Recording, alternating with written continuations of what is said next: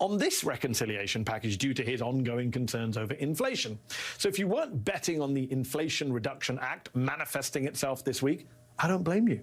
Some have been downright shocked that this may be the first time that this time Democrats managed to do something both savvy and shrewd. Maybe they managed to out-McConnell by unveiling this secret agreement only after they had secured Republican votes in the Senate on a China competitiveness bill. But the overall surprise reaction to the news that Democrats pulled off this deal and even got to this point is kind of funny. As sociologist and Brookings senior fellow Victor Ray put it, quote, "It's hilarious to me that the Dems might have done something strategic and everyone is shocked.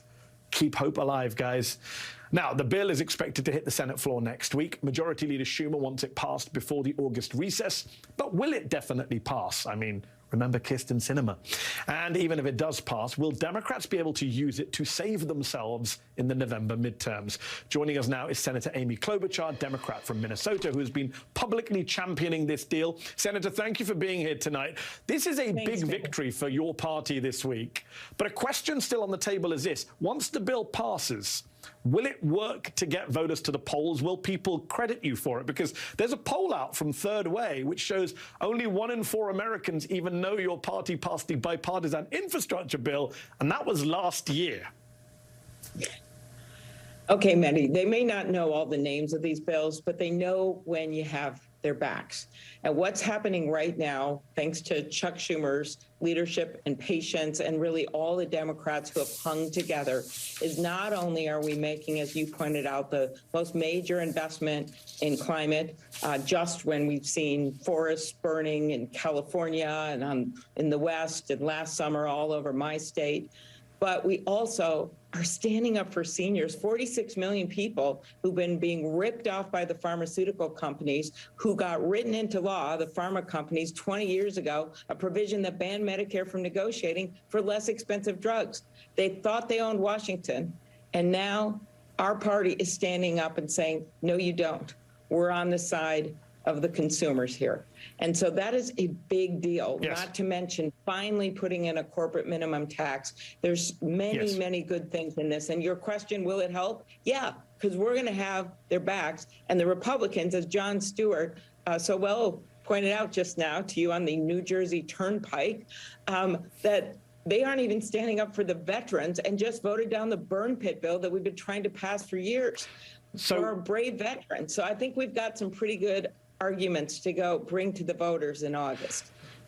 So it is a big deal, and we covered it last night as a big deal. I wouldn't disagree with you at all on that. What do you say to viewers at home saying, who are kind of biting their nails watching tonight saying, but what about Kyrsten Sinema? Is she on board? Because her office won't say she's on board.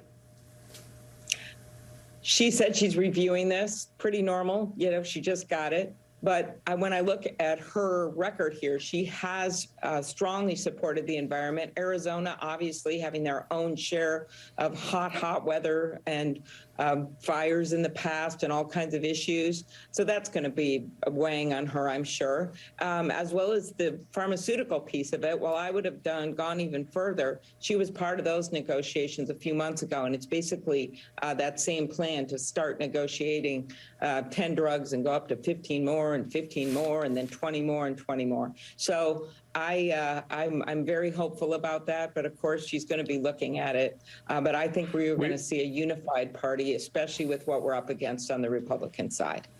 I'm sure our viewers are crossing fingers and toes right now as they hear you speak optimistically. I know you have to pinch yourself, but every so often something really good happens, and between passing the chip bill today, which is going to allow us to develop semiconductors ourselves in our country, there is good news on behalf of the American people.